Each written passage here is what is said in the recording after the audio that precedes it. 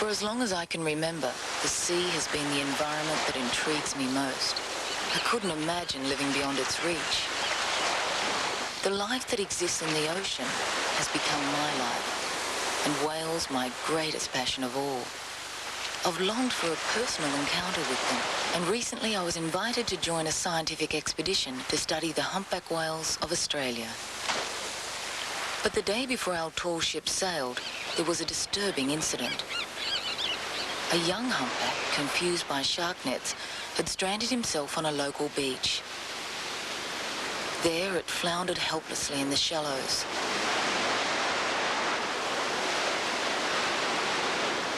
A few people were on hand at the time. They kept the animal's back wet to prevent it from dehydrating. I arrived soon after it, and by that time, a small crowd has already gathered. We all push and struggle to keep the whale pointing out to sea, because if the surf rolled him over, his blowhole would be immersed and he would drown. His big eye watches us placidly, as if he understands our good intention. This immature humpback is already enormous, and when fully grown, he'll weigh as much as 8 large elephants. To see such a creature in this predicament is distressing to all of us. But despite that, the chance to actually touch this whale is a rare thrill. The whale tries to move his body in time with the waves, and we all work to his rhythm. Within an hour, there are dozens of onlookers and eager rescuers. We're hoping the high tide will provide a natural escape, but when the tide does come, it isn't high enough. The way this gentle animal watches us just adds to our sense of frustration. All we can really do now is to drape wet sheets over his back to keep his sensitive skin from getting sunburned.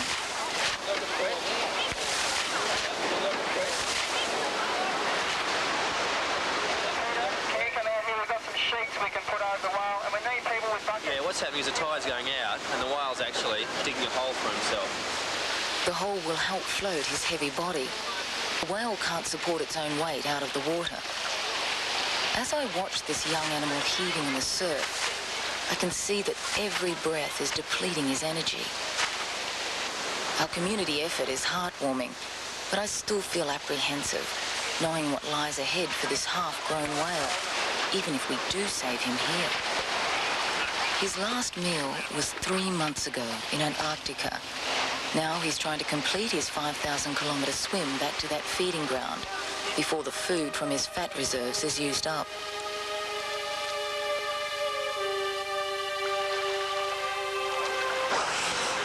Had this whale not run aground, he'd be migrating in a group or pod of up to 6 whales, heading south from Australia to his feeding grounds in Antarctica.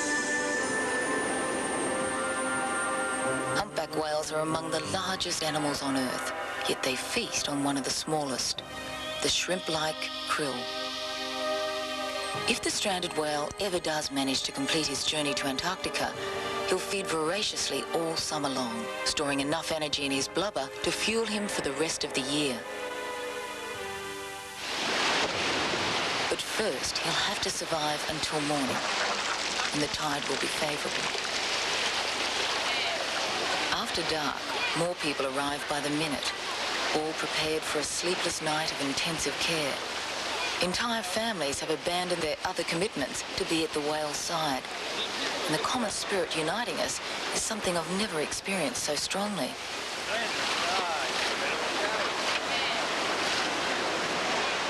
It's surprising how much effort and discomfort we can happily endure when given a good enough reason.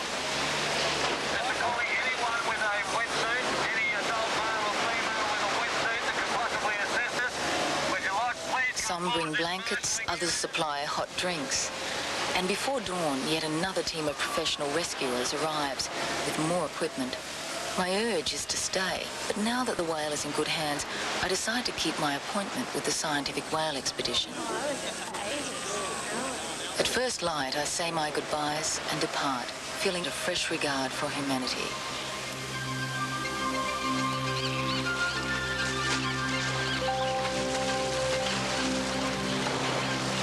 After the all-night vigil, I feel eager for this dawn rendezvous with the team of whale researchers. The expedition will be studying the behaviour of the southern humpback whale. I appreciate projects like this which look beyond the visual beauty of the whales to help us understand their habits and their needs.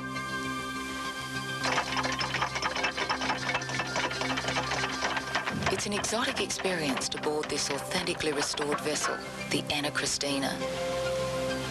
The 100-year-old topsail ketch is alive with rustic rhythms, age-old sounds and earthy aromas.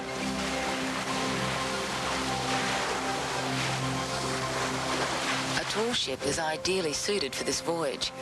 Her silent sailing creates no disturbance to the whales, and her masts are perfect for whale spotting. On this cruise, no one is exempt from hard labour. The camaraderie is high, and we all share a love of the sea and of whales.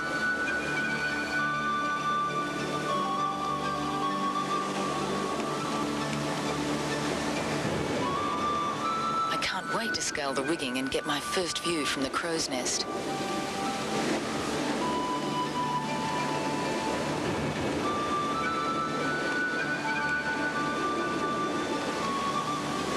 Here I can see clearly the entrance to Platypus Bay, a sheltered refuge on the whale's migratory route off the east coast of Australia. This is our destination, where we hope to observe the behaviour of the southern humpback whale at close range. Where the South Pacific Ocean currents hit Fraser Island, they form the gently sloping sand bottom of Platypus Bay. This provides calm waters and a good resting place for weary whales.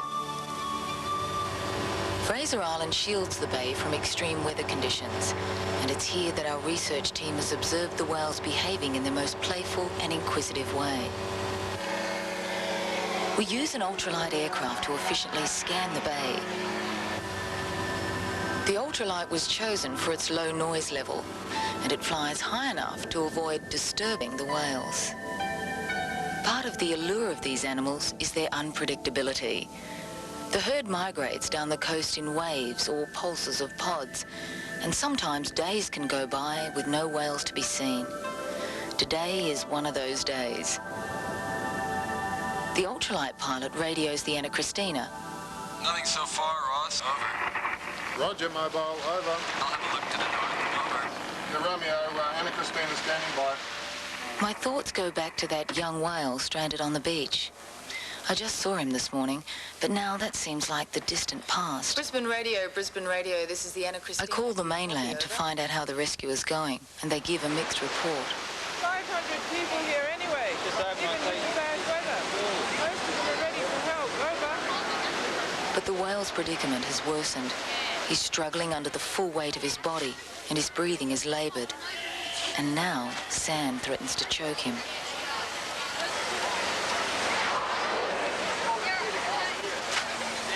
So many people want to get close to the whale that crowd control has become a problem. The state and local governments are now involved.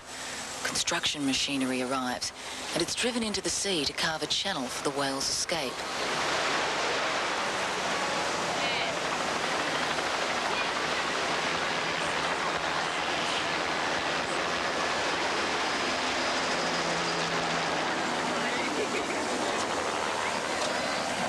It's a labour of love, and no one has lost hope.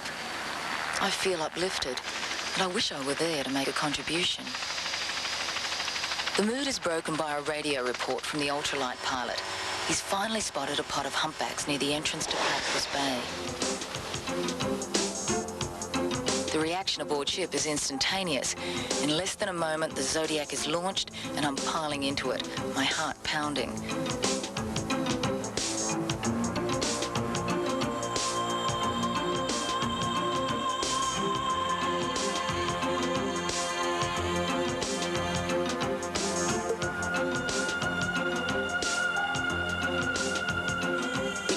The distance as quickly as possible, and the ultralight indicates when to slow down so the whales don't feel they're being chased.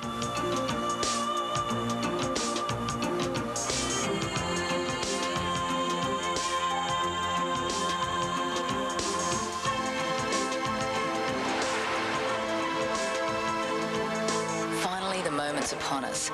My imagination could never have anticipated the sensation of being amongst animals 600 times my own size. We put the motor into neutral to keep the prop from injuring the whales. We let them approach us, and we soon learned that they're every bit as curious as we are.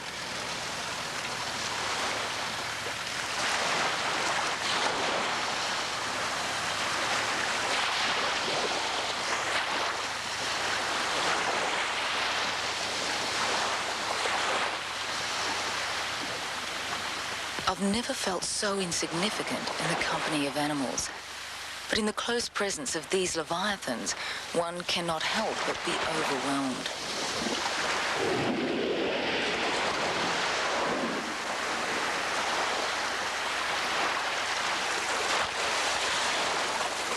One of the researchers on our expedition, Ross Isaacs, has devoted years to the study and underwater photography of the humpback whales, to document and understand their underwater behaviour.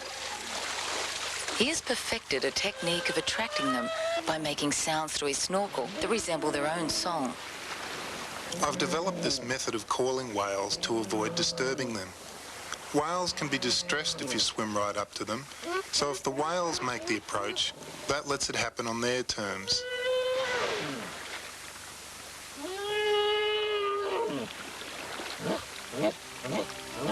It's only the male humpbacks who sing to serenade and seduce the females. So I usually end up attracting an inquisitive female. If she's already aroused, this can be a very tricky situation for me.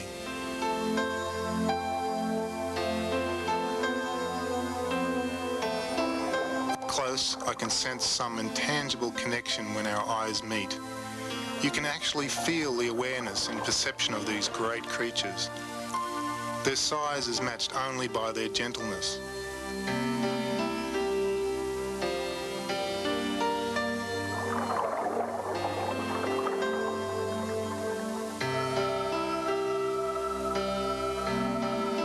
If eyes are the window to the soul, then the whales are surely of a divine order.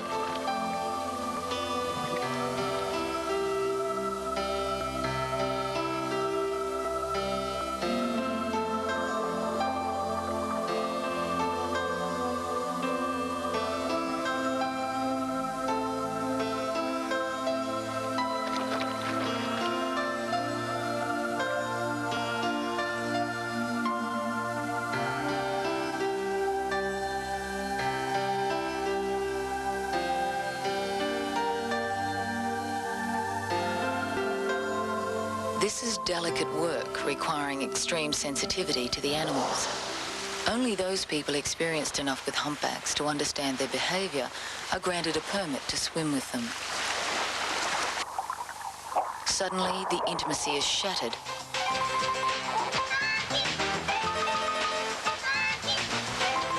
At first, we feel invaded, but there are no exclusive rights to this experience.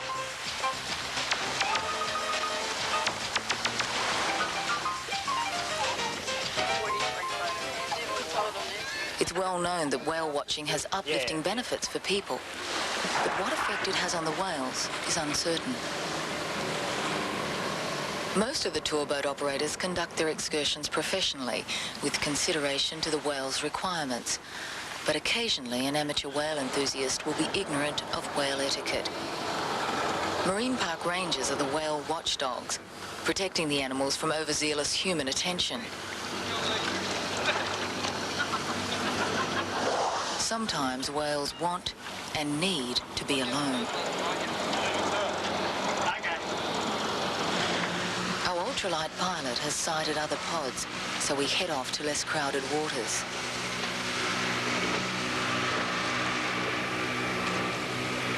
The new pulse of humpbacks has been entering the bay over the last 2 hours. To me, these whales appear quite playful as they push tons of water through the ocean. But Ross keeps the boat well clear, explaining it's a fighting pod with 4 males battling for the right to escort the female. Suddenly, 2 of them surface right next to the boat. Then they're away, and the sea erupts with the force of their battle.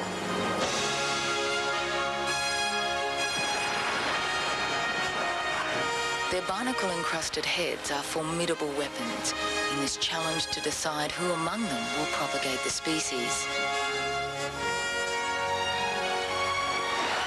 Ross and I try to back off, but it's too late. These giants cover so much distance so quickly, we're caught in their fight.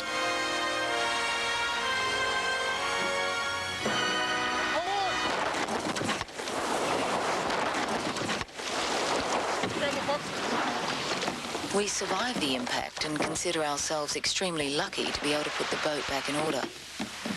To the whale, it was just a light tap, since our soft-hulled craft bounced harmlessly off its head. The Leviathans carry on their battle, obviously indifferent to our close call. We head back to the Anna Christina, feeling humbled by the size and power of these creatures. My first day on the expedition is only half over, but already my experience with ocean whales has been nothing short of spectacular. And there is a new report on the young whale who ran aground. There are now more than 2,000 people on the scene. Again, the high tide wasn't high enough, but a peak high tide is forecast for tomorrow.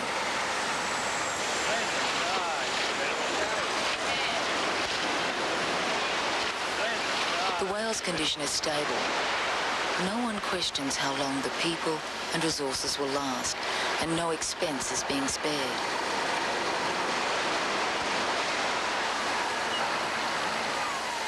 The usual paperwork and red tape are now being bypassed to authorize whatever resources are needed to save this beautiful animal.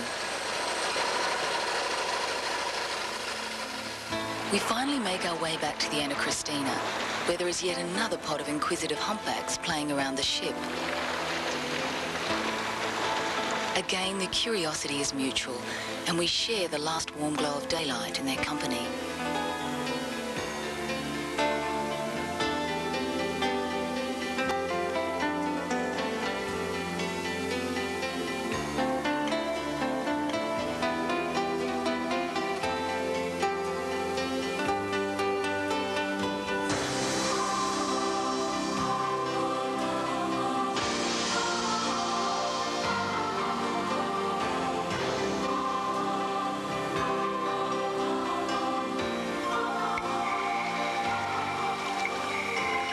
Living aboard ship in Platypus Bay is a sensuous experience.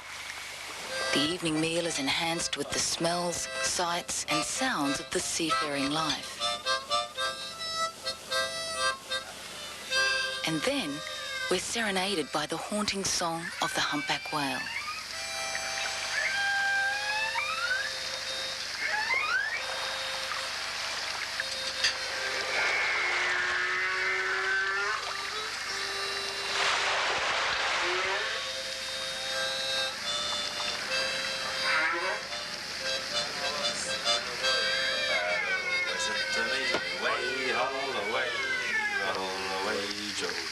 King Louis was the king of France before the revolution. Listen.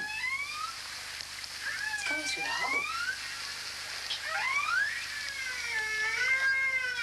The whale songs last all through the night, then give way to the gentle ambience of Platypus Bay.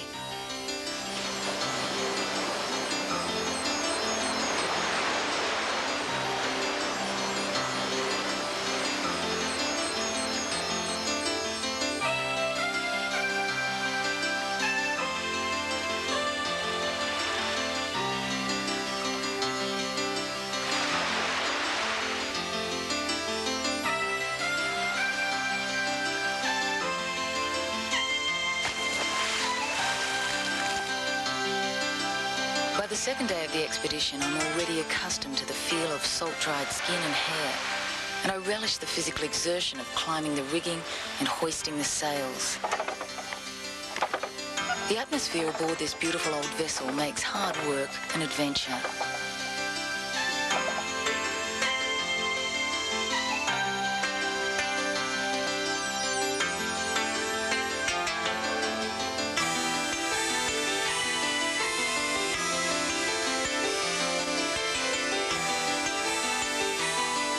once we're underway, we all had the same thing on our minds: finding whales.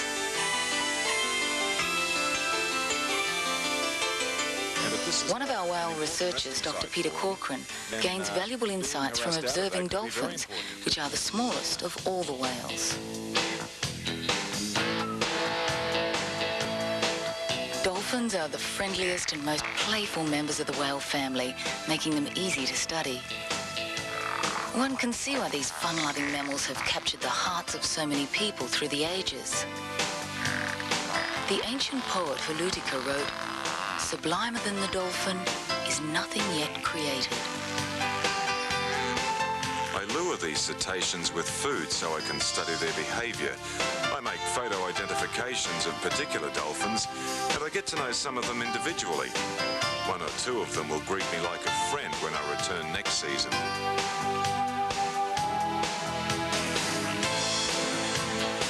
Peter's work reveals important information about the habits and movements of whale populations, enabling us to help the humpbacks recover from 30 years of commercial whale slaughter in Australia.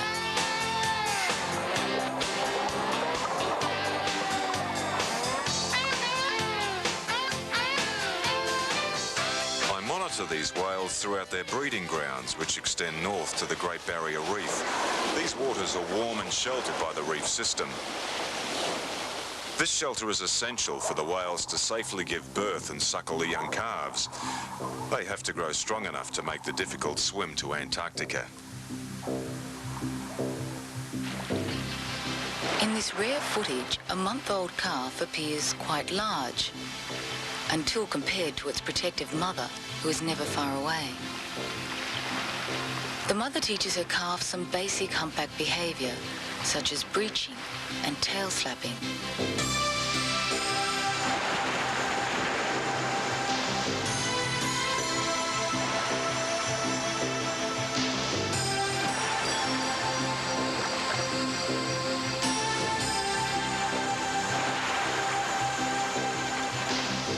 At the end of the lesson, the diligent calf is rewarded with a whale-sized meal of milk, and then a much-needed rest.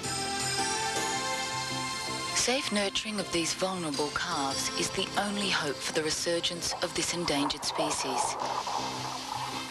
The mothers seek out these secluded waters, which offer shelter from rough seas, thanks to the nearby reef formations. This part of the Coral Sea has a rich diversity of colourful species, which are all interdependent. And the whales depend on this network for the safe birthing and rearing of their young.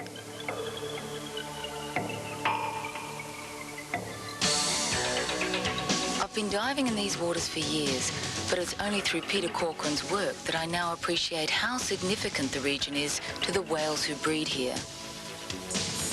The ecology of this area is not only beautiful, it is fragile. Any impact upon a major species here would cause a chain reaction among the others, which would inevitably affect the whales.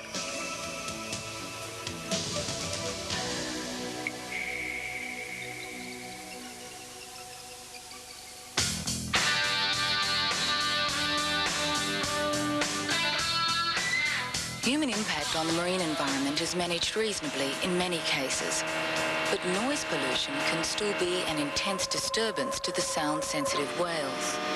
I try to imagine what it's like for them, with propellers and steel hulls constantly passing through their once serene world, like planes landing over our homes. The serenity is now gone, even from Platypus Bay, one of the last remaining sanctuaries for migrating humpbacks. We're anchored off Fraser Island, the geographical basis for Platypus Bay. Here, specialised vegetation and animal life entice thousands of visitors each year. Some come to admire the delicate ecology of this unique place, while others arrive with a more down-to-earth purpose.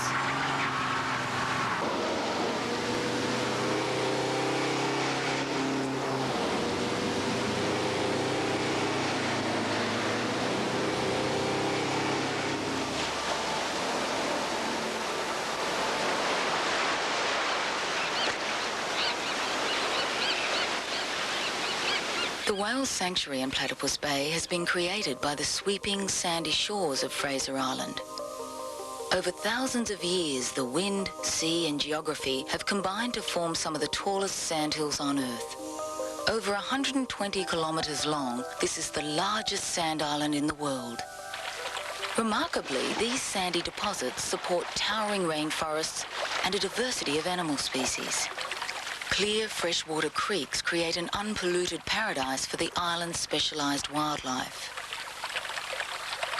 This sand island is now recognised for its World Heritage value, and every year more tourists arrive. Human impact here could have a domino effect, eventually driving wildlife and whales from this once secluded refuge.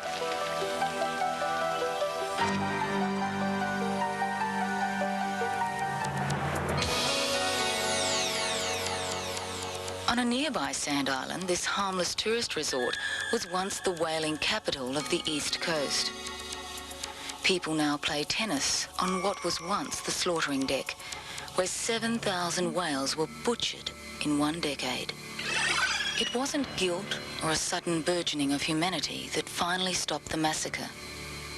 They simply ran out of whales.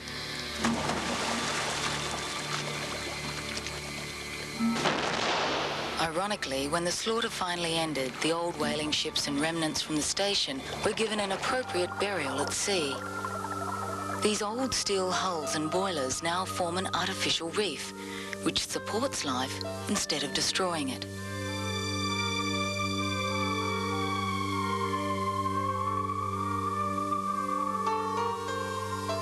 I take heart from seeing how quickly attitudes are changing in today's world, thanks largely to the understanding provided by scientists like Peter Corcoran.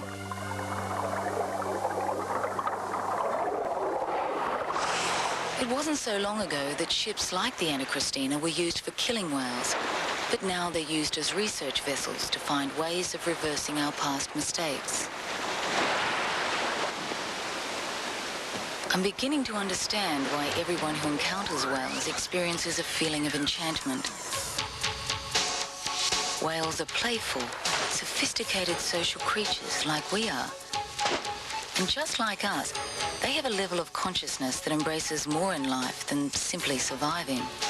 With their friendly curiosity, they show an obvious longing to reach out and make contact.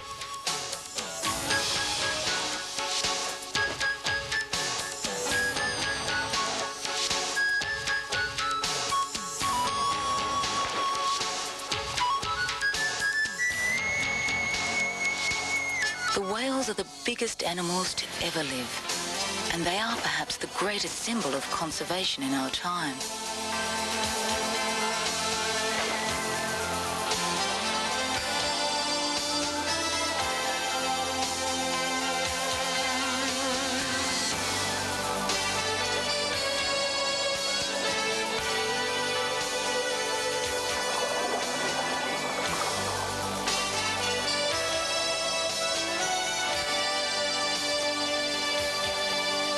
For many, these are not just lofty sentiments. Real progress in conservation relies on science. Researchers like Mike Osmond are doing valuable work on this expedition to help the humpback whale make a comeback. Mike's collection of tail fluke photos has been gathered over many years. It shows that each whale has tail markings which are as unique as our fingerprints. Photo identification of individual animals is an important way to record their movements and life histories, assisting them to recover from near extinction. Robert Slade is a scientist working at the leading edge of whale research. His small arrow bounces harmlessly off the whale's back, and it collects a sample of the animal's skin. This tiny capsule holds a wealth of genetic secrets about the whale that can only be unlocked by a high-tech process known as DNA fingerprinting. This kind of sophisticated fingerprinting is like taking a snapshot, showing 20 million years of an animal's evolution in detail. In his small lab aboard the ship, Robert cuts up the animal's DNA molecules to form sections of genetic code. These sections of genetic code are dyed, then placed into a gel inside an electric field.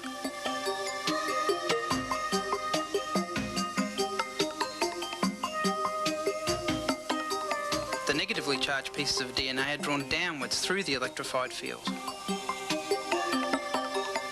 In about the time it takes to brew a pot of coffee, the sections of genetic code settle into a particular order. Ultraviolet light then reveals the animal's unique genetic patterns, or DNA fingerprints. This DNA research has confirmed that the breeding populations of humpback whales are split up into groups. A smaller gene pool means their resurgence is much more vulnerable than their numbers might indicate. This expedition will make an important contribution to the whale's revival. Now scientists can learn all they need to from a small biopsy sample without butchering a live animal. This has eliminated any possible reason for so-called scientific whaling, which several countries still practice under the pretext of research. When a whale is killed, the sea turns red as the magnificent creature chokes to death in its own blood. And for what purpose? A collection of products to appease the vanity and aggression of supposedly superior beings.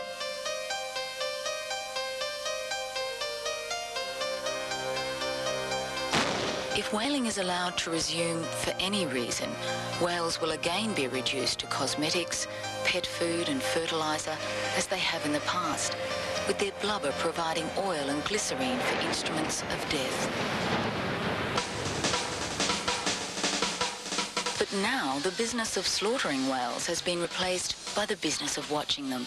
So public awareness of these animals is making them popular. Come the winter season in the seaside resort of Hervey Bay, the humpback whale becomes a celebrity. During the height of the whale watching season, local tourists become susceptible to whale fever, and they perform many strange rituals in honour of the great humpback whales.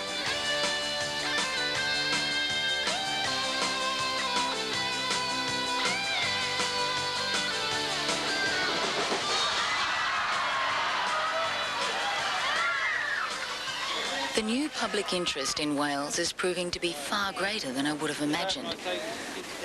I think the enduring commitment to save the stranded animal has surprised everyone. The whale now has captured the attention of the whole country through television news. Well, I think it's really terrific to see Australians rallying and making such a wonderful effort to save this magnificent animal. Well, I'll make a bet that it doesn't survive because it's too young. I've seen the young whales like that die on Northern Ireland. Because the tides are receding from this tide, so the situation's going to get worse every tide. So really, this has got to be our best chance. A special harness is made up to tow the whale out through the channel. A long rope is attached to the harness, and it's linked to a rescue vessel by forming a human chain.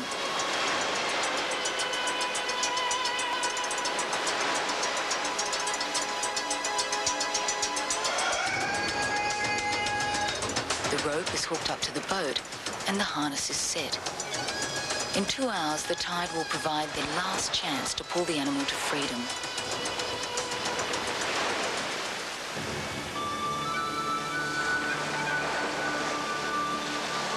Aboard the Anna Christina, we all share the hope and excitement felt by the rescue team.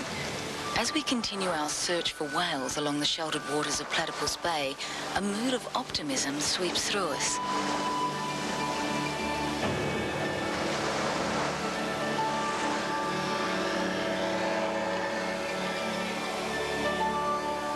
On the open ocean, alone with the sea and the whales, I start to feel like the rest of the world doesn't exist.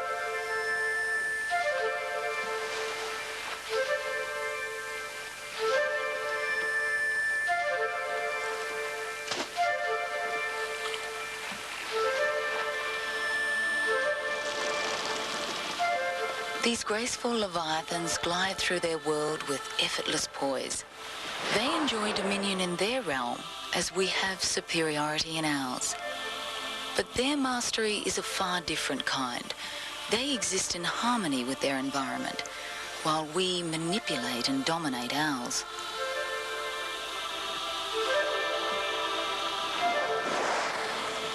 The whales have a presence of mythical proportions. They live in a domain which to us is mysterious.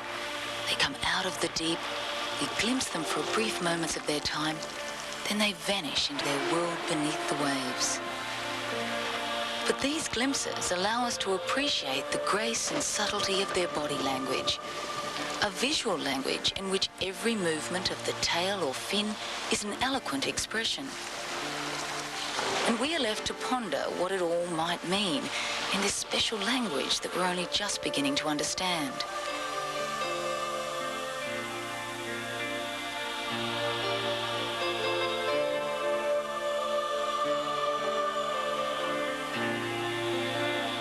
Our ultralight pilot has sighted what we're all here for, a pod of humpbacks in a performing mood. Okay, let's go. Ross loads the camera and we head off for another encounter. Again, we feel the adrenaline, hoping their spectacular display will last until we arrive.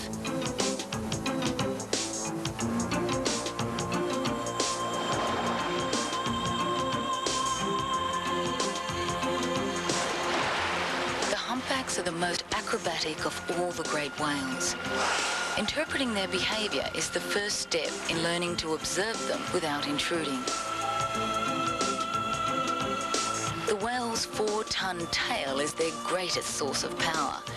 It's lifted, twisted, flapped or slapped to advertise the animal's presence to other humpbacks. Up close, the tail is an imposing weapon, and subtle cocking is all that's needed to signal other whales, or people, to keep their distance.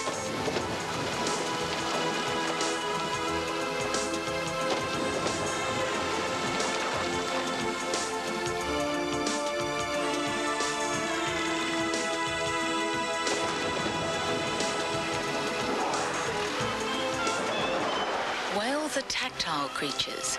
They often swim side by side, touching each other with their sensitive pectoral fins. Mothers use these enormous fins as caressing hands to stroke their young calves. These massive flippers distinguish humpbacks from the other great whales. They're almost a third the length of their body. Weighing 2 tons each, they can crash down like cymbals on the water's surface or spread like wings as they fly through the ocean.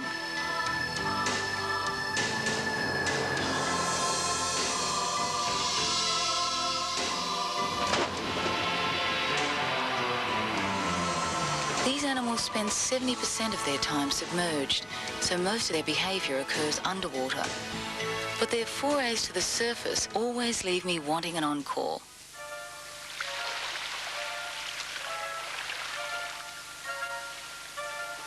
A close encounter with a humpback leaves impressions ranging from the amusing to the sublime. Its head is dotted with sensory nodules the size of golf balls, creating its distinctive resemblance to a giant gherkin. But the overriding impressions are those of grandeur, of power, and of majestic grace.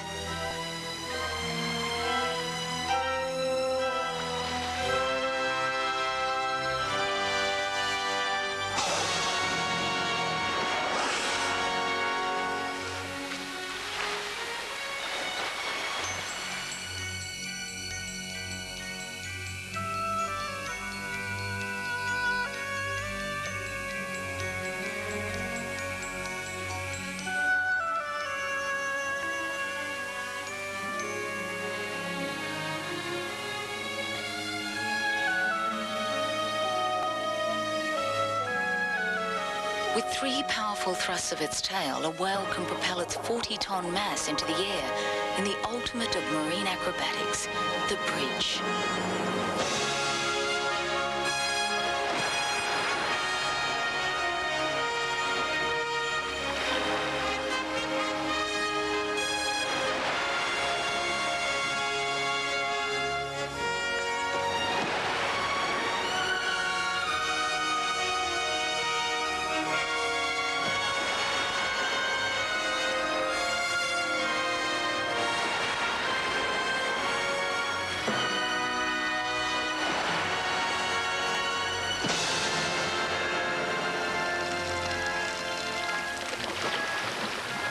The breach is often the final punctuation in a series of other behaviours. Scientists are still striving to explain these displays, but others are content to simply regard it as one of the more enigmatic qualities that adds to the mystique of these animals. And once again, where the whales are active, playful dolphins show up for some fun. Their charm is irresistible.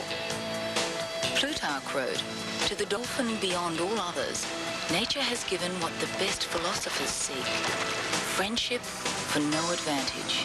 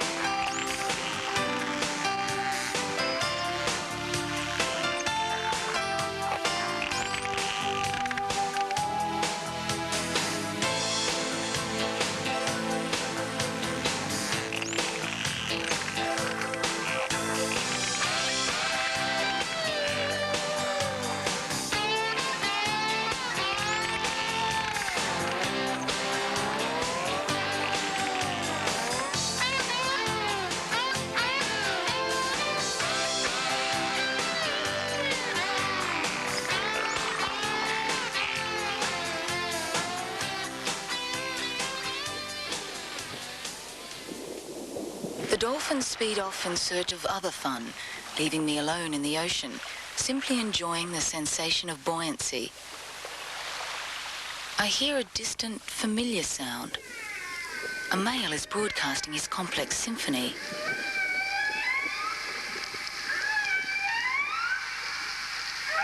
He draws closer, his haunting tones reverberating through my body.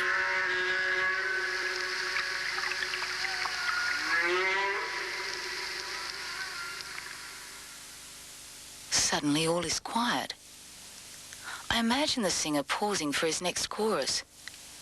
But then he materializes out of the blue haze only meters away. His eye widens as he rolls over like some playful dinosaur, slowly maneuvering closer to ponder my insignificance.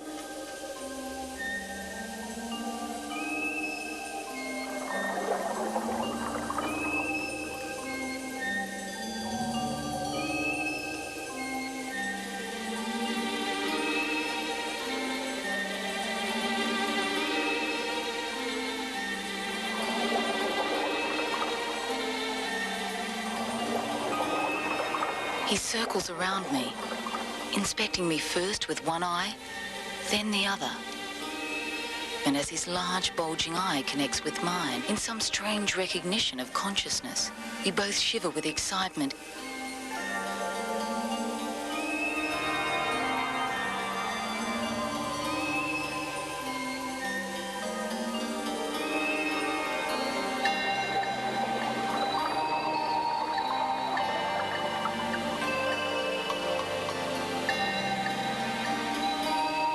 I reach out to the great creature in a gesture of trust, and to my complete amazement, he places his 2-ton fin in my hand. It lasts only for a fleeting moment, but I'm left quivering with delight. He looks at me one last time, then disappears into the deep.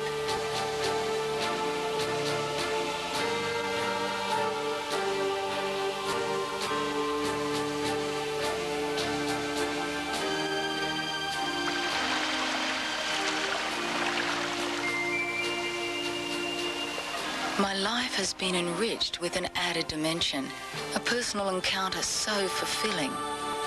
Only Ross and a handful of other people could really understand the experience.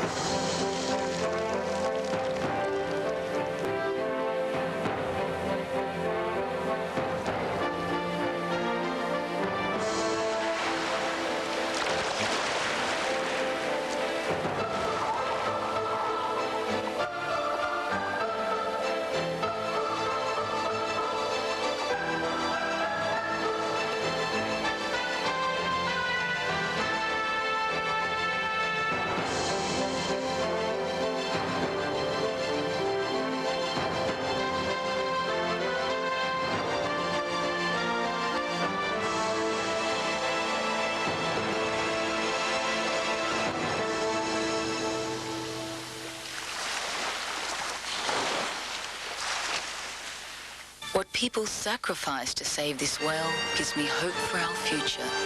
The rescue is a success, and this whale will live because of a new attitude toward life, a long overdue respect for the right of other species to exist. In learning how to care for these animals, and for nature itself, we are simply learning how to ensure our own survival on Earth.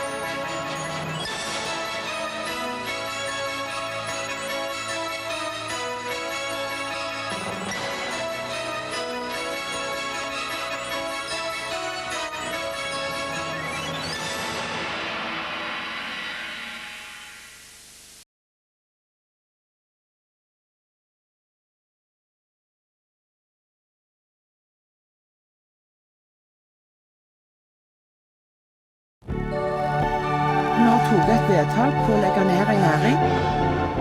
If you don't have any art, you're pretty much lost.